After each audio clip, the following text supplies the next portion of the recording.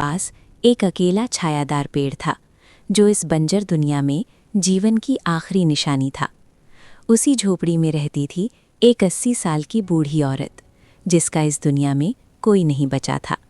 कभी उसका भी एक परिवार था, लेकिन सालों पहले आए एक भयानक तूफान ने उससे उसका सब कुछ छीन लिया।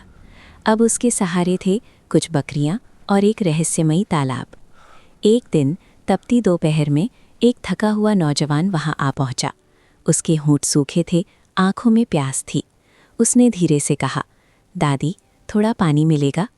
बूढ़ी औरत ने बिना कुछ पूछे उसे पानी पिलाया और अपने घर में जगह दी। रात हुई।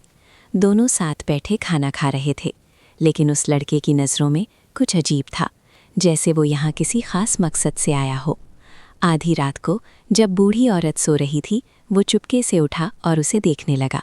सुबह होते ही वो झोपड़ी के पीछे गया, जहाँ उसने देखा एक सुंदर तालाब जिसमें अनगिनत मछलियाँ तैर रही थीं।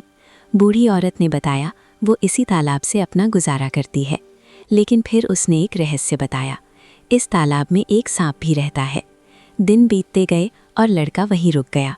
एक दिन वो जंगल की ओर गया, जहाँ उसने देखा एक बेहद खूबसूरत लड़की जो तालाब किनारे बैठकर रो रही थी। वो चौंक गया। जैसे ही लड़की पानी में उतरी और डुबकी लगाई, वो अचानक एक बूढ़ी औरत बन गई। अब लड़के को सब समझ आ गया।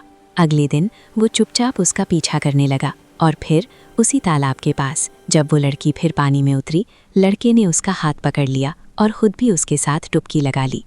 जैसे ही दोनों बाहर आए, इस बार वो लड़की बूढ़ी नहीं बनी, वो हमेशा के लिए अपने असली रूप में लौट आई थी। उसकी आंखों में आंसू थे।